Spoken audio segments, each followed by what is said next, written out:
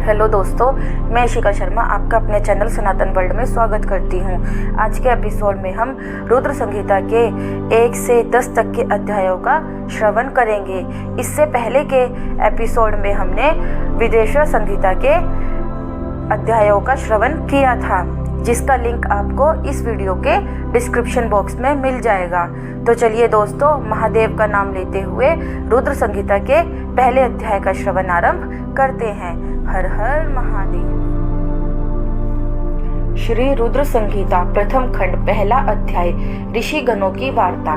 जो विश्व की उत्पत्ति, स्थिति और लय आदि के एकमात्र कारण है, गिरिराज कुमारी उमा के पति हैं, जिनकी कीर्ति का कहीं अंत नहीं है, जो माया के आश्रय होकर भी उससे दूर हैं तथा जिनका स्वरूप दुर्लभ है। मैं उन भगवान शंकर की वंदना करता हूँ, जिनकी माया विश्व की सृष्टि करती है।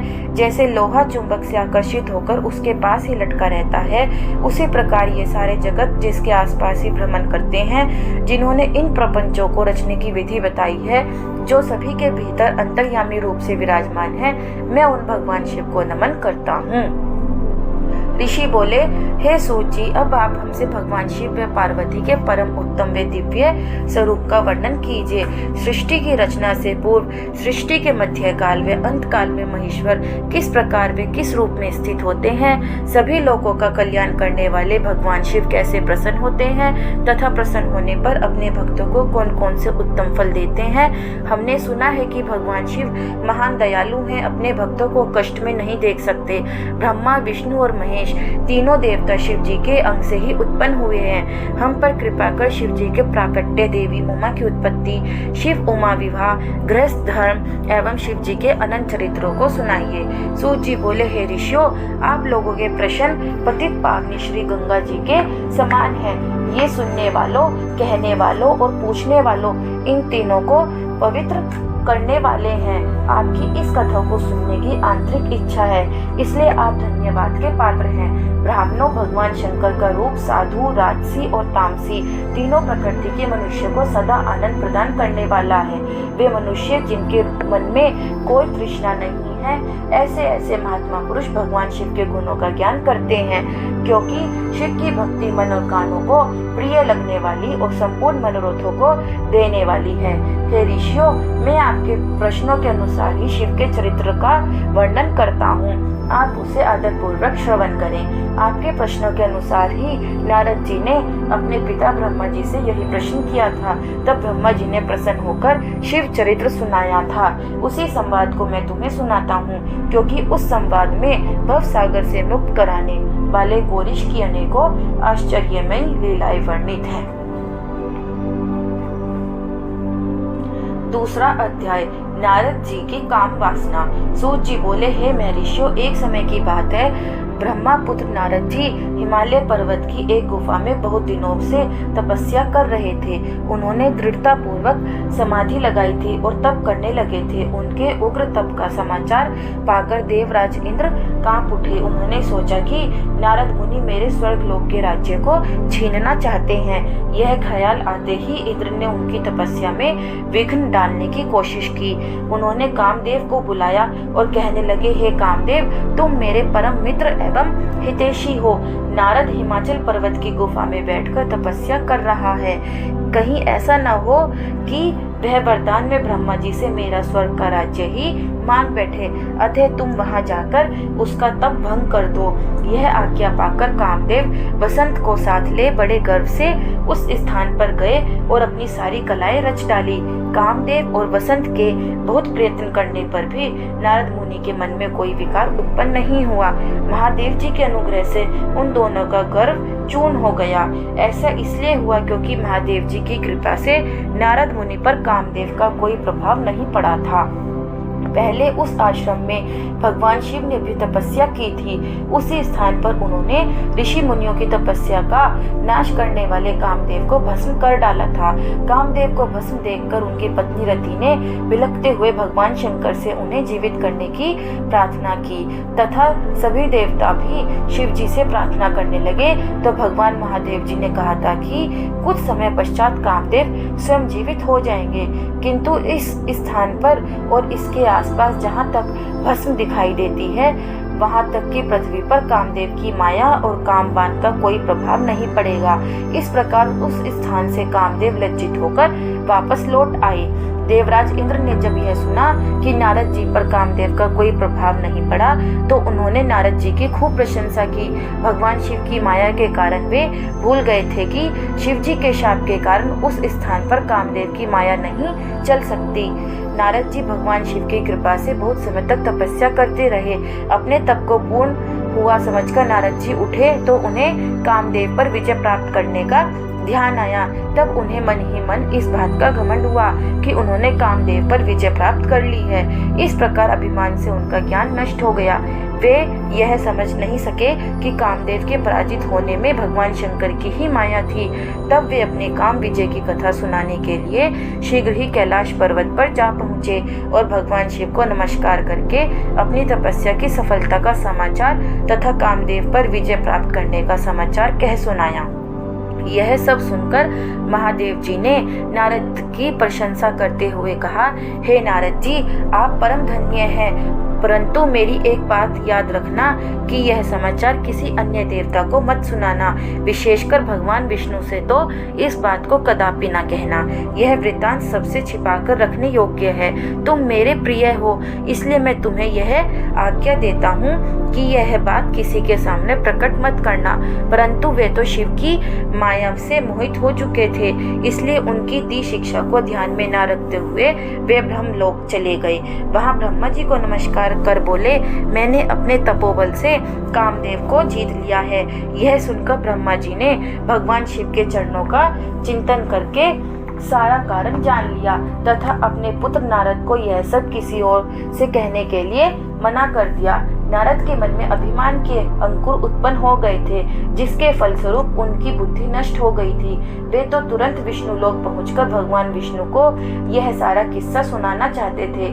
अतः शीघ्र ही वे ब्रह्मलोक से चल दिए। नारद मुनि को आते देखकर भगवान विष्णु सिंहासन से उठ खड़े हुए। उन्होंने नारद को गले लगा लिया और आदर सहित आसन पर बैठाया। भगवान शिव के चरणों का स्मरण करके भगवान विष्णु ने नारद जी से पूछा, नारद जी, आप कहाँ से आ रहे हैं और इस लोक में आपका शुभ आगमन किस लिए हुआ है? यह सुनकर नारद जी ने अहंकार सहित अपने तप के पूर्ण होने एवं कामदेव पर विजय प्राप्त करने का समस्त हाल कह सुनाया। भगवान विष्णु काम के विजय के असली कारण को समझ चुके थे। वे नारद जी से बोले, हे नारद जी, आपकी कीर्ति एवं निर्मल बुद्धि धन्य है। काम, क्रोध एवं लोभ मोह उन मनुष्यों को पीड़ित करते हैं जो भक्तिहीन हैं। आप तो ज्ञान वैराग्य से युक्त एवं ब्रह्मचारी हैं, फिर भला यह काम आपका क्या बिगाड़ सकता था? देव ऋषि नारद बोले, हे भगवान, यह सब आपकी कृपा का ही फल है। आपकी कृपा के आगे कामदेव की क्या सामर्थ्य है जो मेरा कुछ बिगाड़ सके? मैं तो सदा ही निर्भय हूँ। इतना कहकर नारद जी विष्णु भगवान को नमस्कार कर वहां से चल दिए। तीसरा अध्याय, नारद जी का भगवान विष्णु से उनका रूप मांगना। सूत जी बोले, महर्षियों, नारद जी के चले जाने पर शिव जी की इच्छा से विष्णु भगवान ने एक अद्भुत माया रची। उन्होंने जिस ओर नारद जी जा रहे थे वहां एक सुंदर नगर बना दिया। वह नगर बैकुंठ लोक से भी अधिक रमणीय था। वहां बहुत से विहार स्थल थे। उस नगर के राजा का नाम शीलनिधि था।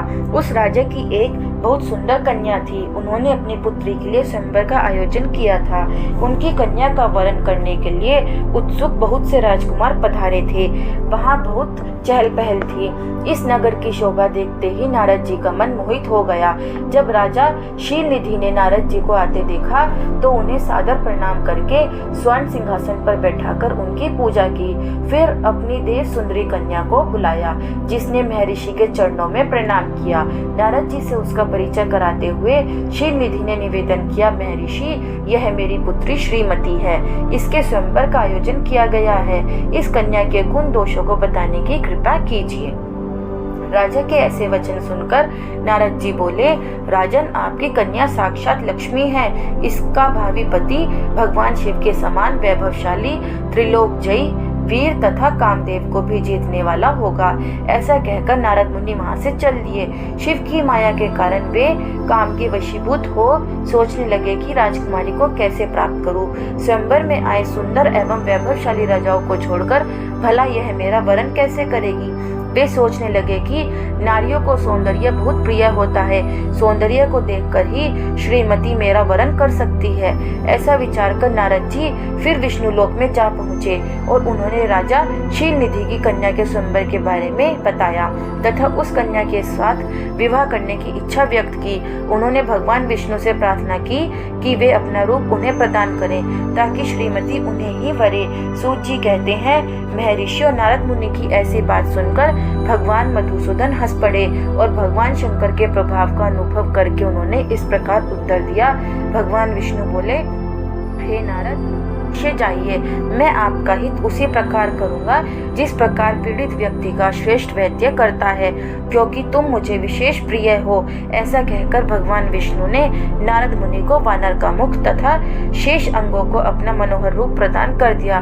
तब नारद जी अत्यंत प्रसन्न होते हुए अपने को परम सुंदर समझकर शीघ्र ही स्वयंवर में आ गए और उस राज्य सभा में जा बैठे। उस सभा में रुद्रगण ब्राह्मण के रूप में बैठे हुए थे। नारद जी का वानर रूप केवल कन्या और रुद्रगणों को ही दिखाई दे रहा था, बाकी सबको नारद जी का वास्तविक रूप ही दिखाई दे रहा था। नारद जी मन ही मन प्रसन्न होते हुए श्रीमती की प्रतीक्षा कर रहे थे। हे ऋषियों, वह कन्या हाथ में जयमाला लिए अपनी सखियों के साथ स्वयंवर में आई। उसके हाथों में सोने की सुंदर माला थी। वह शुभ लक्षणा राजकुमारी लक्ष्मी के समान अपूर्व शोभा पा रही थी।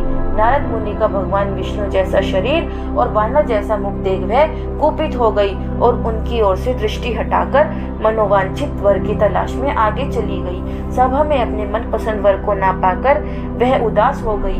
उसने किसी के भी गले में वरमाला नहीं डाली। तभी भगवान विष्णु राजा की वेशभूषा धारण कर वहां आ पहुंचे। विष्णु जी को देखते ही उस परम सुंदरी ने उनके गले में वरमाला डाल दी। विष्णु जी राजकुमारी को साथ लेकर तुरंत अपने लोक को चले गए।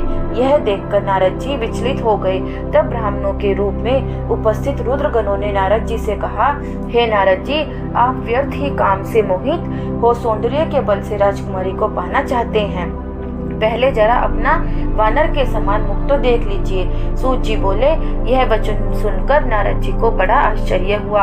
उन्होंने दर्पण में अपना मुंह देखा। वानर के समान मुख को देखकर वे अत्यंत क्रोधित हो उठे तथा दोनों रुद्रगणों को शाप देते हुए बोले, तुमने एक ब्राह्मण का मजाक उड़ाया है, अतः तुम ब्राह्मण कुल में पैदा होकर भी राक्षस बन जाओ।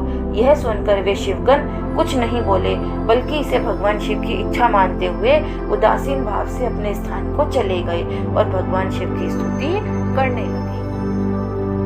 चौथा अध्याय, नारद जी का भगवान विष्णु को शाप देना। ऋषि बोले, हे सूत जी, रुद्रगणों के चले जाने पर नारद जी ने क्या किया और वे कहाँ गए, इस सब के बारे में भी हमें बताइए। सूत जी बोले, हे ऋषियों, माया से मोहित नारद जी उन दोनों शिव गणों को शाप देकर भी मोहवश कुछ जान न सके।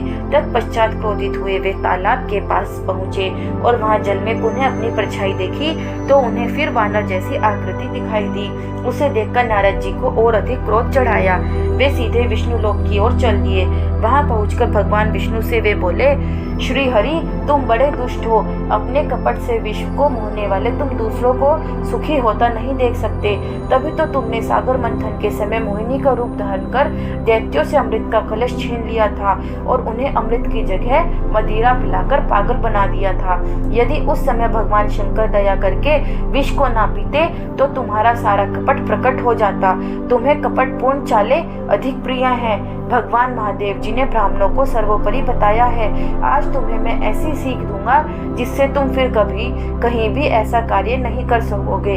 अब तक तुम्हारा किसी शक्तिशाली मनुष्य से पाला नहीं पड़ा है, इसलिए तुम निडर बने हुए हो, परंतु अब तुम्हें तुम्हारी करने का पूरा फल मिलेगा।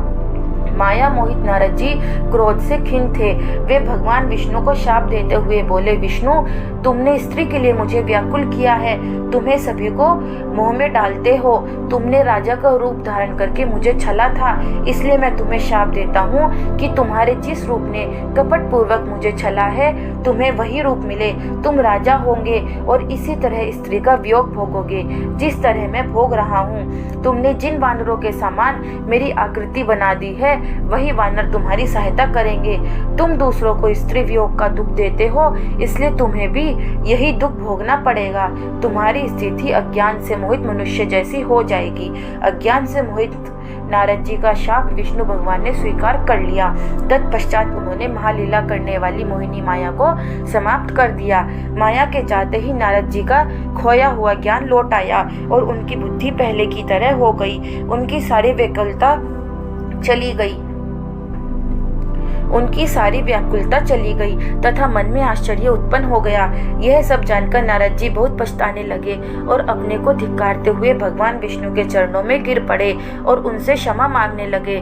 नारद जी कहने लगे कि मैंने अज्ञानवश होकर और माया के कारण आपको जो शाप दे दिया है वह झूठा हो जाए। भगवान, मेरी बुद्धि खराब हो गई थी, जो मैंने आपके लिए बुरे वचन अपनी जबान से निकाले। मैंने बहुत बड़ा पाप किया है। हे प्रभु, मुझ पर कृपा कर मुझे ऐसा कोई उपाय बताइए जिससे मेरा सारा पाप नष्ट हो जाए। कृपया मुझे प्रायश्चित का तरीका बताइए। तब श्री विष्णु ने उन्हें उठाकर मधुर वाणी में कहा, हे महर्षि, आप दुखी ना हो, आप मेरे श्रेष्ठ भक्त हैं, इसमें कोई संदेह नहीं है। नारद जी, आप चिंता मत कीजिए, आप परम धन्य हैं। आपने अहंकार के वशीभूत होकर भगवान शिव की आज्ञा का पालन नहीं किया था, इसलिए उन्होंने ही आपका गर्व नष्ट करने के लिए यह लीला रची थी। वे निर्गुण और निर्विकार हैं और सत, रज और तम आदि गुणों से परे हैं। उन्होंने अपनी माया से ब्रह्मा, विष्णु और महेश तीनों रूपों को प्रकट किया है। निर्गुण अवस्था में उन्हीं का नाम शिव है। वे ही परमात्मा, महेश्वर, पर ब्रह्मा, अविनाशी, अनंत और महादेव नामों से जाने जाते हैं। उन्हीं की आज्ञा से ब्रह्मा जी जगत के सृष्टा हुए हैं। मैं तीनों लोगों का पालन करता हूँ और शिव जी रुद्र रूप में सबका संहार करते हैं। वे शिव स्वरूप सबके साक्षी हैं। वे माया से भिन्न और निर्गुण हैं। वे अपने भक्तों पर सदा दया करते हैं। मैं तुम्हें समस्त पापों का नाश करने वाला, भोग एवं मोक्ष प्रदान करने वाला उपाय बताता हूँ। अपने सारे शकों एवं चिंताओं को त्याग कर भगवान शंकर की यश और कीर्ति का गुणगान करो और सदा अनन्य भाव से शिव जी के शतनाम स्तोत्र का पाठ करो। उनकी उपासना करो तथा प्रतिदिन उनकी पूजा अर्चना करो। जो मनुष्य शरीर, मन और वाणी द्वारा भगवान शिव की उपासना करते हैं, उन्हें पंडित या ज्ञानी कहा जाता है। जो मनुष्य शिव जी की भक्ति करते हैं, उन्हें संसार रूपी भवसागर से तत्काल मुक्ति मिल जाती है। जो लोग पाप रूपी दावानल से पीड़ित हैं, उन्हें शिव नाम रूपी अमृत का पान करना चाहिए। वेदों का पूर्ण ज्ञान प्राप्त करने के पश्चात ही ज्ञानी मनुष्य ने शिव जी की पूजा को जन्म मरण रूपी बंधनों से मुक्त होने का सर्वश्रेष्ठ साधन बताया है। इसलिए आज से ही रोज भगवान शिव की कथा सुनो और कहा करो तथा उनका पूजन किया करो। अपने हृदय में भगवान शिव के चरणों की स्थापना करो तथा उनके तीर्थों में निवास करते हुए उनकी स्तुति कर उनका गुणगान करो। इसके बाद नारद जी, तुम मेरी आज्ञा से अपने मनोरथ की सिद्धि के लिए ब्रह्मालोक जाना। वहाँ अपने पिता ब्रह्मा जी की स्तुति करके उनसे शिव महिमा के बारे में पूछना। ब्रह्मा जी शिव भक्तों में श्रेष्ठ हैं। वे तुम्हें भगवान शंकर का महात्म्य और शतनाम स्तोत्र अवश्य सुनाएंगे। आज से तुम शिव भक्ति में लीन हो जाओ, वे अवश्य तुम्हारा कल्याण करेंगे। यह कहकर विष्णु जी अंतर्ध्यान हो गए। 5वां अध्याय, नारद जी का शिव तीर्थों में भ्रमण व ब्रह्मा जी से प्रश्न। सूत जी बोले, महर्षियों, भगवान श्री हरि के अंतर्ध्यान हो जाने पर मुनिश्रेष्ठ नारद शिवलिंगों का भक्ति पूर्वक दर्शन करने के लिए निकल गए। इस प्रकार भक्ति मुक्ति देने वाले अनेक शिवलिंगों के उन्होंने दर्शन किए। जब उन रुद्रगणों ने नारद जी को वहां देखा तो वे दोनों गण अपने शाप की मुक्ति के लिए उनके चरणों पर गिर पड़े और उनसे प्रार्थना करने लगे कि वे उनका उद्धार करें। नारद मुने, हम आपके अपराधी हैं। राजकुमारी श्रीमती के स्वयंवर में आपका मन माया से मोहित था। उस समय भगवान शिव की प्रेरणा से आपने हमें शाप दे दिया था। अब आप हमारी जीवन रक्षा का उपाय कीजिए। हमने अपने कर्मों का फल भोग लिया है। कृपया हम पर प्रसन्न होकर हमें शाप मुक्त कीजिए। नारद जी ने कहा, हे रुद्रगणों, आप महादेव के गण हैं एवं सभी के लिए आदरणीय हैं। उस समय भगवान शिव की इच्छा से मेरी बुद्धि भ्रष्ट हो गई थी, इसलिए मोहवश मैंने आपको श्राप दे दिया था।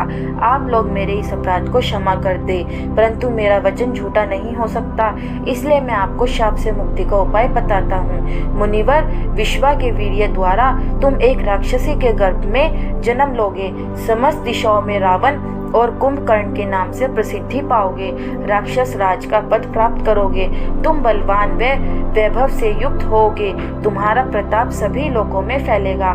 समस्त ब्रह्मांड के राजा होकर भी भगवान शिव के परम भक्तों में होगे। भगवान शिव के ही दूसरे स्वरूप श्री विष्णु के अवतार के हाथों से मृत्यु पाकर तुम्हारा उद्धार होगा तथा फिर अपने पद पर प्रतिष्ठित हो जाओगे। सूत जी कहने लगे कि इस प्रकार नारद जी का कथन सुनकर वे दोनों रुद्रगण प्रसन्न होते हुए वहां से चले गए और नारद जी भी आनंद से मन ही मन शिव जी का ध्यान करते हुए शिव तीर्थों का दर्शन करने लगे।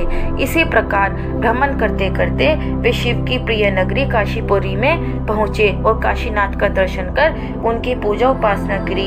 श्री नारद जी शिव जी की भक्ति में डूबे उनका स्मरण करते हुए ब्रह्मलोक को चले गए। वहां पहुंचकर उन्हें ब्रह्मा जी को आदर पूर्वक नमस्कार किया और उनकी स्तुति करने लगे।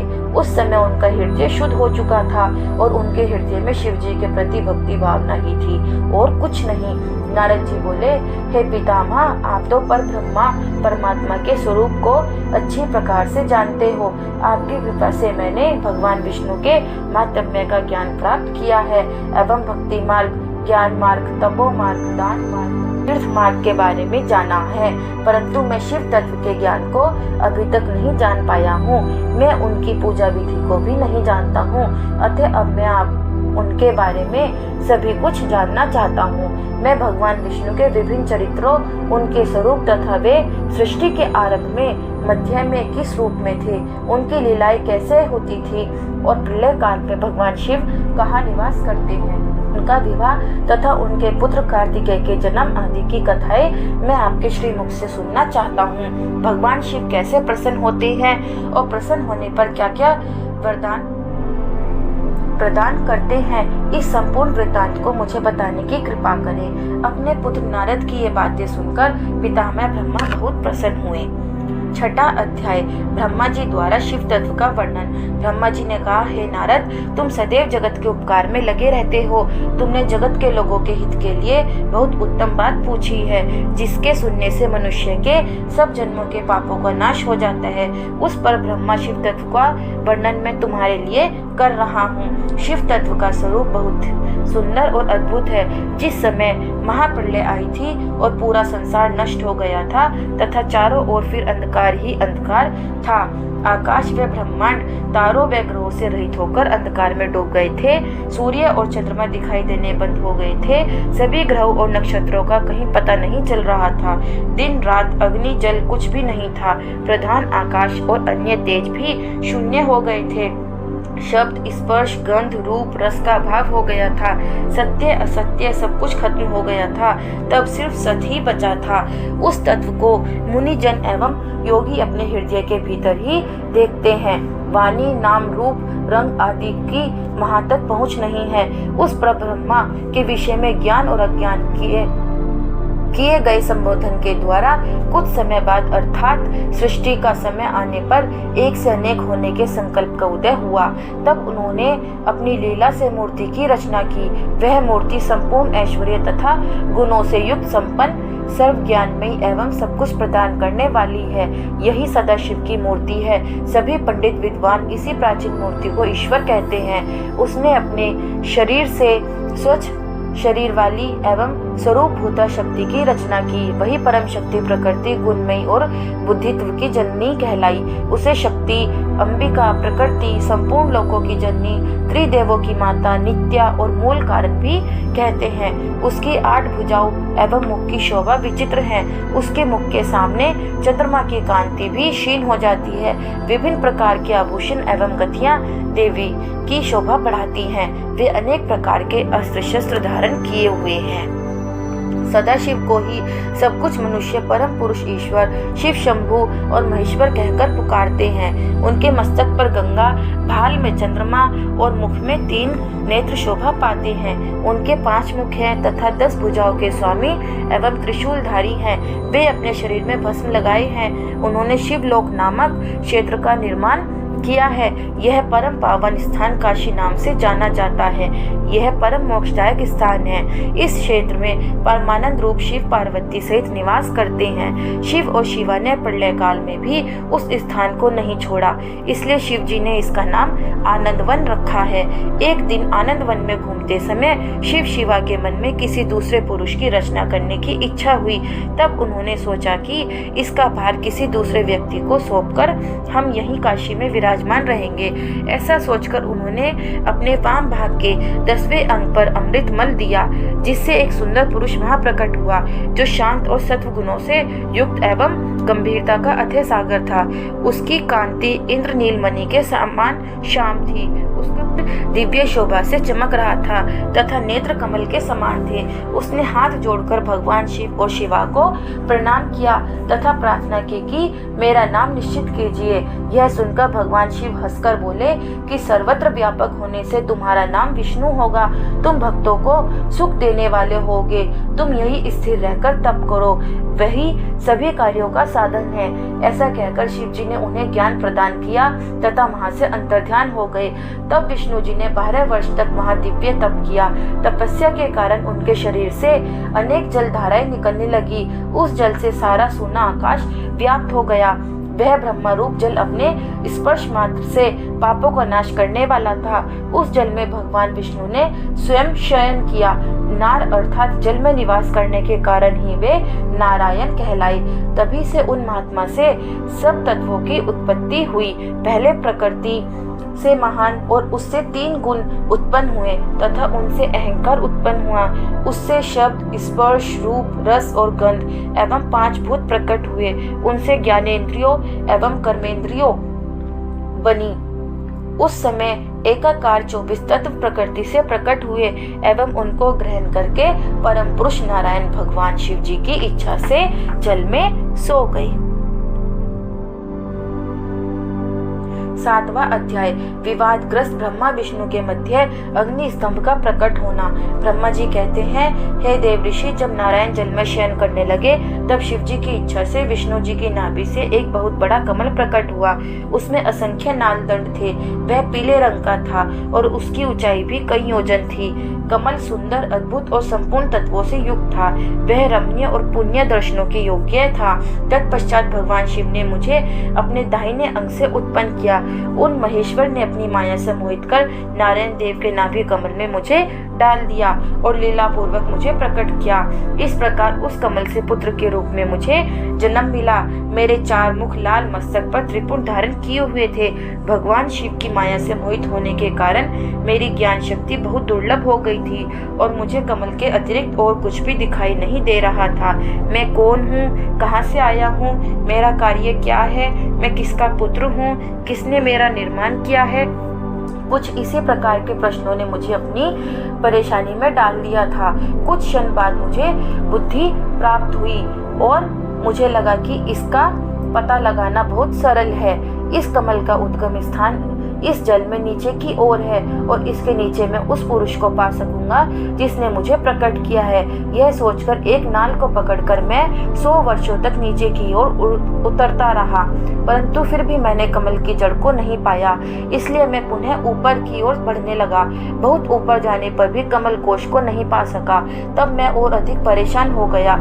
उसी समय भगवान शिव की इच्छा से मंगलमयी आकाशवाणी प्रकट हुई। उस वाणी ने कहा, तपस्या करो।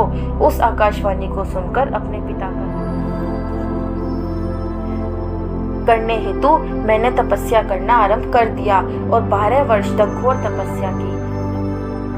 तब 4 भुजाधारी सुंदर नेत्रों से शोभित भगवान विष्णु प्रकट हुए। उन्होंने हाथों में शंख, चक्र, गदा और पद्म धारण कर रखे थे। उनका शरीर श्याम कांति से सुशोभित था। उनके मस्तक पर मुकुट विराजमान था तथा उन्होंने पीताम्बर वस्त्र और बहुत से आभूषण धारण किए हुए थे। वे करोड़ों कामदेवों के समान मनोहर दिखाई दे रहे थे और सांवली व सुनहरी आशा से शोभित थे। उन्होंने वहां देखकर मुझे बहुत हर्ष व आश्चर्य हुआ। भगवान शिव की लीला से हम दोनों में विवाद छिड़ गया कि हम में बड़ा कौन है। उसी समय हम दोनों के बीच में एक ज्योतिर्मय लिंग प्रकट हो गया। हमने उसका पता लगाने का निश्चय किया। मैंने ऊपर की ओर, विष्णु जी ने नीचे की ओर उस स्तंभ के आरंभ और अंत का पता लगाने के लिए चलना आरंभ किया, परंतु हम दोनों को उस स्तंभ का कोई और छोर नहीं मिला। थककर हम दोनों अपने उसी स्थान पर आ गए। हम दोनों ही शिव जी की माया से मोहित थे। श्री हरि ने सभी ओर से परमेश्वर शिव को प्रणाम किया। ध्यान करने पर भी हमें कुछ ज्ञात न हो सका। तब मैंने और श्री हरि ने अपने मन को शुद्ध करते हुए अग्नि स्तंभ को प्रणाम किया। हम दोनों कहने लगे, महाप्रभु, हम आपके स्वरूप को नहीं जानते। आप जो भी हैं, हम आपको नमस्कार करते हैं। आप शीघ्र ही हमें अपने असली रूप में दर्शन दें। इस प्रकार हम दोनों अपने अहंकार को भूलकर भगवान शिव को नमस्कार करने लगे। ऐसा करते हुए 100 वर्ष बीत गए।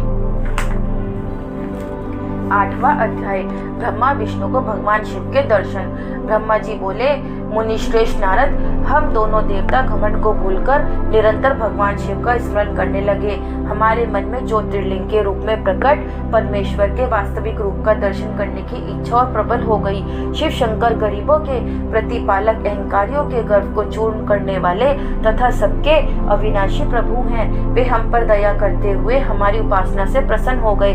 उस समय वहां उन सुरश्रेष्ठ से ओम नाद स्पष्ट रूप से सुनाई देता था। उस नाद के विषय में मैं और विष्णु जी दोनों यही सोच रहे थे कि यह कहाँ से सुनाई पड़ रहा है। उन्होंने लिंग के दक्षिण भाग में सनातन आदि वर्ण आकार का दर्शन किया, उत्तर भाग में उकार का, मध्य भाग में मकार का और अंत में ओम नाद का साक्षात दर्शन एवं अनुभव किया। दक्षिण भाग में प्रकट हुए आकार का सूर्य मंडल के समान तेजो में रूप देखकर जब उन्होंने उत्तर भाग में देखा तो वह अग्नि के समान दीप्तिशाली दिखाई दिया। तत्पश्चात ओम को देखा जो सूर्य और चंद्रमंडल की भांति स्थित थे और जिनके शुरू एवं अंत का कुछ पता नहीं था, तथा सत्य, आनंद और अमृत स्वरूप ब्रह्मा परायण की दृष्टि गोचर हो रहा था। परंतु यह कहाँ से प्रकट हुआ है, इस अग्नि स्तंभ की उत्पत्ति कहाँ से हुई है, यह श्री हरि सोचने लगे तथा इसकी परीक्षा लेने के संबंध में विचार करने लगे। तब श्री हरि ने भगवान शिव का चिंतन करते हुए वेद और शब्द के आवेश से युक्त हो अनुपम अग्नि स्तंभ के नीचे जाने का निर्णय लिया। मैं और विष्णु जी विश्वात्मा शिव का चिंतन कर रहे थे। तभी वहाँ एक ऋषि प्रकट हुए। उन्हीं ऋषि के द्वारा परमेश्वर विष्णु ने जाना कि इस शब्द ब्रह्म्य शरीर वाले परमलिंग के रूप में साक्षात पर ब्रह्मा स्वरूप महादेव जी प्रकट हुए हैं। ये चिंता रहित रुद्र है, पर ब्रह्मा परमात्मा शिव का वाचक प्रणव ही है। वह एक सत्य परम कारण, आनंद, अकृत, परात्पर और परब्रह्मा है। प्रणव के पहले अक्षर अकार से जगत के बीजभूत अर्थात ब्रह्मा जी का बोध होता है। दूसरे अक्षर उकार से सभी के कारण श्री हरि विष्णु का बोध होता है। तीसरा अक्षर मकार से भगवान शिव का ज्ञान होता है। अकार सृष्टिकर्ता, उकार मोह में डालने वाला और मकार नित्य अनुग्रह करने वाला है। मकार अर्थात भगवान शिव बीजी अर्थात बीज के स्वामी हैं, तो अकार अर्थात ब्रह्मा जी बीज हैं। उकार अर्थात विष्णु जी योनि है। महेश्वर बीजी, बीज और योनि है। इन सभी को नाथ कहा गया है। बीजी अपने बीज को अनेक रूपों में विभक्त करते हैं। बीजी भगवान शिव के लिंग से उकार रूप योनि में स्थापित होकर चारों तरफ ऊपर की ओर बढ़ने लगा। वह दिव्य अंड कई वर्षों तक जल में रहा। हजारों वर्ष के बाद भगवान शिव ने इस अंड को 2 भागों में विभक्त कर दिया। तब इसको 2 भागों में से पहला सुवर्णमय कपाल ऊपर की ओर स्थित हो गया, जिससे स्वर्ग लोक उत्पन्न हुआ तथा कपाल के नीचे के भाग से 5 तत्वों वाली पृथ्वी प्रकट हुई। उस अंड से चतुर्मुख ब्रह्मा उत्पन्न हुए, जो समस्त लोकों के सृष्टा है। भगवान महेश्वर ही उ व में त्रिविध रूपों में वर्णित हैं, इसलिए ज्योतिर्लिंग स्वरूप सदाशिव को ओम कहा गया है। इसकी सिद्धि यजुर्वेद में भी होती है। देवेश्वर शिव को जानकर विष्णु जी ने शक्ति संभूत मंत्रों द्वारा उत्तम एवं महान अभ्युदय से शोभित भगवान शिव की स्तुति करनी शुरू कर दी। इसी समय मैंने और विश्व पालक विष्णु भगवान जी ने एक अद्भुत व सुंदर रूप देखा, जिसके 5 मुख 10 भुजा कपूर के समान गौरव वर्ण परम कांति में अनेक आभूषणों से विभूषित महान उदार महावीर्यवान और महापुरुषों के लक्षणों से युक्त था, और जिसके दर्शन पाकर मैं और विष्णु जी धन्य हो गए। तब परमेश्वर महादेव भगवान प्रसन्न होकर अपने दिव्यमय रूप में स्थित हो गए। आकार उनका मस्तक और आकार ललाट है। इकार दाहिना और इकार बायां नेत्र है। उकार दाहिना और उकार बायां कान है। रिकार दायां और रिकार बायां गाल है। री उनकी नाक के छिद्र हैं। एकार और एकार उनके दोनों होठ हैं। ओकार और ओकार उनकी दोनों दंत पंक्तियां हैं। अम और अन देवादिदेव शिव के तालु हैं। क आदि 5 अक्षर उनके दाहिने 5 हाथ हैं और च आदि बाएं 5 हाथ हैं। त और ट से शुरू 5 अक्षर उनके पैर हैं। पकार पेट है। फकार दाहिना और बकार बायां पार्श्व भाग है। भकार कंधा, मकार हृदय है। हकार नाभि है। य से स तक के 7 अक्षर 7 धातुएं हैं, जिनसे भगवान शिव का शरीर बना है। इस प्रकार भगवान महादेव व भगवती उमा के दर्शन कर हम दोनों कृतार्थ हो गए। हमने उनके चरणों में प्रणाम किया। तब हमें 5 कलाओं से युक्त ओमकार जनित मंत्र का साक्षात्कार हुआ। तत्पश्चात महादेव जी ओम तत्वमसि महावाक्य दृष्टि गोचर हुआ, जो परम उत्तम मंत्र रूप है। इसके बाद धर्म और अर्थ का साधक बुद्धि स्वरूप 24 अक्षरीय गायत्री मंत्र प्रकट हुआ, जो पुरुषार्थ रूपी फल देने वाला है। तत्पश्चात मृत्युंजय मंत्र, फिर पंचाक्षर मंत्र तथा दक्षिणामूर्ति व चिंतामणि का साक्षात्कार हुआ। इन 5 मंत्रों को विष्णु भगवान ने ग्रहण कर जपना आरंभ किया। ईशो के मुकुटमणि ईशान है, जो पूरा तत्व पुरुष है, हृदय को प्रिय लगने वाले, जिनके चरण सुंदर हैं, जो सांप को आभूषण के रूप में धारण करते हैं, जिनके पैर व नेत्र सभी ओर हैं, जो मुझ ब्रह्मा के अधिपति, कल्याणकारी तथा सृष्टि पालन एवं संहार करने वाले हैं। उन वरदायक शिव की मेरे साथ भगवान विष्णु ने प्रिय वचनों द्वारा संतुष्ट चित्त से स्तुति की। देवी उमा एवं भगवान शिव का प्राकट्य एवं उपदेश देना।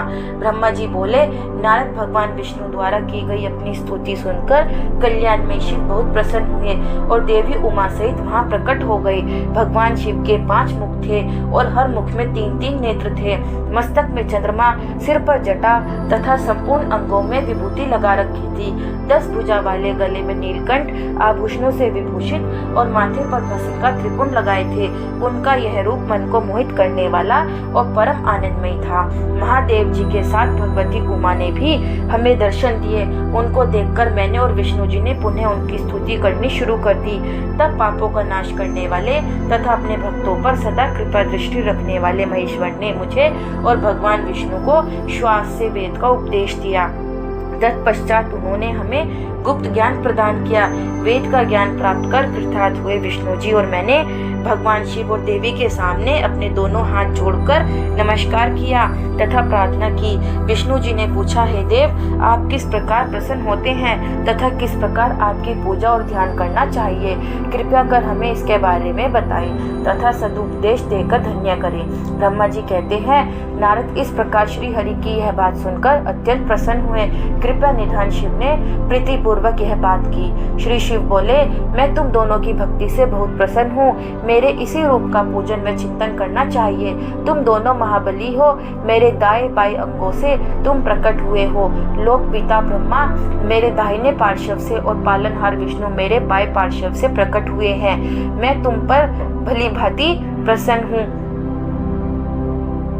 और तुम्हें मनोवांछित फल देता हूँ। तुम दोनों की भक्ति सुदृढ़ है। मेरी आज्ञा का पालन करते हुए ब्रह्मा जी आप जगत की रचना करें तथा भक्त विष्णु जी आप इस जगत का पालन करें। भगवान विष्णु बोले, प्रभु यदि आपके हृदय में हमारी भक्ति से प्रीति उत्पन्न हुई है और आप हम पर प्रसन्न होकर हमें वर देना चाहते हैं तो हम यही वर मांगते हैं कि हमारे हृदय में सदैव आपकी अनन्य एवं अविचल भक्ति बनी रहे। ब्रह्मा जी बोले, नारद विष्णु जी की यह बात सुनकर भगवान शंकर प्रसन्न हुए। तब हमने दोनों हाथ जोड़कर उन्हें प्रणाम किया। शिव जी कहते हैं, मैं सृष्टि पालन और संहार का करता हूँ। मेरा स्वरूप सगुण और निर्गुण है। मैं ही सच्चिदानंद निर्विकार पर ब्रह्मा और परमात्मा हूँ। सृष्टि की रचना, रक्षा और प्रलय रूप गुणों के कारण मैं ही ब्रह्मा, विष्णु और रुद्र नाम धारण कर 3 रूपों में विभक्त हुआ हूँ। मैं भक्त वत्सल हूँ और भक्तों की प्रार्थना को सदैव पूरी करता हूँ। मेरे इसी अंश से रुद्र की उत्पत्ति होगी। पूजा की विधि विधान की दृष्टि से हमसे कोई अंतर नहीं होगा। विष्णु, ब्रह्मा और रुद्र तीनों एक रूप होंगे। इनमें भेद नहीं है। इनमें जो भेद मानेगा वह घोर नरक को भोगेगा। मेरा शिव रूप सनातन है तथा सभी का मूलभूत रूप है। ये सत्य, ज्ञान एवं अनंत ब्रह्मा है। ऐसा जानकर मेरे यथार्थ स्वरूप का दर्शन करना चाहिए। मैं स्वयं ब्रह्मा जी की प्रकृति से प्रकट होऊंगा। ब्रह्मा जी, आप सृष्टि के निर्माता बनो। श्री हरि विष्णु इसका पालन करें तथा मेरे अंश से प्रकट होने वाले रुद्र प्रलय करने वाले हैं। उमा नाम से विख्यात परमेश्वरी प्रकृति देवी है। वाग देवी सरस्वती ब्रह्मा जी की अर्धांगिनी होंगी और दूसरी देवी जो प्रकृति देवी से उत्पन्न होंगी लक्ष्मी रूप में विष्णु जी की शोभा बढ़ाएगी तथा काली नाम से जो तीसरी शक्ति उत्पन्न होगी वह मेरे अंशभूत रुद्रदेव को प्राप्त होगी। कार्य सिद्धि के लिए वे ज्योति रूप में प्रकट होंगी। उनका कार्य सृष्टि पालन और संहार का संपादन है। मैं ही सृष्टि पालन और संहार करने वाला रज आदि तीनों गुणों द्वारा ब्रह्मा, विष्णु और रुद्र नाम से प्रसिद्ध हो 3 रूपों में प्रकट होता हूँ। तीनों लोगों का पालन करने वाले श्री हरि अपने भीतर तमोगुण और बाहर सत्वगुण धारण करते हैं। त्रिलोक का संहार करने वाले रुद्रदेव भीतर सत्वगुण और बाहर तमोगुण धारण करते हैं तथा त्रिभुवन की सृष्टि करने वाले ब्रह्मा जी बाहर और भीतर से रजोगुणी हैं। इस प्रकार ब्रह्मा, विष्णु तथा रुद्र तीनों देवताओं में गुण हैं तो शिव गुणातीत माने जाते हैं। हे विष्णु, तुम मेरी आज्ञा से सृष्टि का प्रसन्नता पूर्वक पालन करो। ऐसा करने से तुम तीनों लोकों में पूजनीय होगे। 10वां अध्याय। श्री हरि को सृष्टि की रक्षा का भार एवं त्रिदेव को आयुर्बल देना। परमेश्वर शिव बोले, हे उत्तम व्रत का पालन करने वाले विष्णु, तुम सर्वदा सब लोगों में पूजनीय और मान्य होंगे। ब्रह्मा जी के द्वारा रचे लोक में कोई दुख या संकट होने पर दुखों और संकटों का नाश करने के लिए तुम सदा तत्पर रहना। तुम अनेकों अवतार ग्रहण कर जीवों का कल्याण कर अपनी कीर्ति का विस्तार करोगे। मैं तुम्हारे कार्यों में तुम्हारी सहायता करूंगा और तुम्हारे शत्रुओं का नाश करूंगा। तुम में और रुद्र में कोई अंतर नहीं है। तुम एक दूसरे के पूरक हो। जो मनुष्य रुद्र का भक्त होकर तुम्हारी निंदा करेगा उसका पुण्य नष्ट हो जाएगा और उसे नरक भोगना पड़ेगा। मनुष्यों को तुम भोग और मोक्ष प्रदान करने वाले और उनके परम पूज्य देव होकर उनका निग्रह, अनुग्रह आदि करोगे। ऐसा कहकर भगवान शिव ने मेरा हाथ विष्णु जी के हाथ में देकर कहा, तुम संकट के समय सदा इनकी सहायता करना तथा सभी को भोग और मोक्ष प्रदान करना तथा सभी मनुष्य की कामनाओं को पूरा करना। तुम्हारी शरण में आने वाले मनुष्य को मेरा आश्रय भी मिलेगा। हम में भेद करने वाला मनुष्य नरक में जाएगा। ब्रह्मा जी कहते हैं, देव ऋषि नारद भगवान शिव का यह वचन सुनकर मैंने और भगवान विष्णु ने महादेव जी को प्रणाम कर धीरे से कहा, हे करुणानिधि भगवान शंकर, मैं आपकी आज्ञा मानकर सब कार्य करूंगा। मेरा जो भक्त आपकी निंदा करे उसे आप नरक प्रदान करें। आपका भक्त मुझे अत्यंत प्रिय है। महादेव जी बोले, अब ब्रह्मा, विष्णु और रुद्र के आयुर्बल को सुनो। 4000 युग का ब्रह्मा का एक दिन होता है और 4000 युग की एक रात होती है। 30 दिन का एक महीना और 12 महीनों का एक वर्ष होता है। इस प्रकार के वर्ष प्रमाण से ब्रह्मा की 100 वर्षों की आयु होती है और ब्रह्मा का एक वर्ष विष्णु का एक दिन होता है। वह भी इसी प्रकार से 100 वर्ष जिएंगे तथा विष्णु का एक वर्ष रुद्र के एक दिन के बराबर होता है और वह भी इसी क्रम से 100 वर्ष तक स्थित रहेंगे। तब शिव के मुख से एक ऐसा श्वास प्रकट होता है जिसमें उनके 21,600 दिन और रात होते हैं। उनके 6 बार सांस अंदर लेने और छोड़ने का एक पल और 8 घड़ी और 60 घड़ी का एक दिन होता है। उनके सांसों की कोई संख्या नहीं है, इसलिए वे अक्षय हैं। अतः तुम मेरी आज्ञा से सृष्टि का निर्माण करो। उनके वचनों को सुनकर विष्णु जी ने उन्हें प्रणाम करते हुए कहा कि आपकी आज्ञा मेरे लिए शिरोधार्य है। यह सुनकर भगवान शिव ने उन्हें आशीर्वाद दिया और अंतर्ध्यान हो गए। उसी समय से लिंग पूजा आरंभ हो गई। हर हर महादेव। दोस्तों, अगर आपको यह वीडियो अच्छी लगी हो तो चैनल को सब्सक्राइब और वीडियो को लाइक करें। कमेंट में हर हर महादेव लिखना ना भूलें। हर हर महादेव।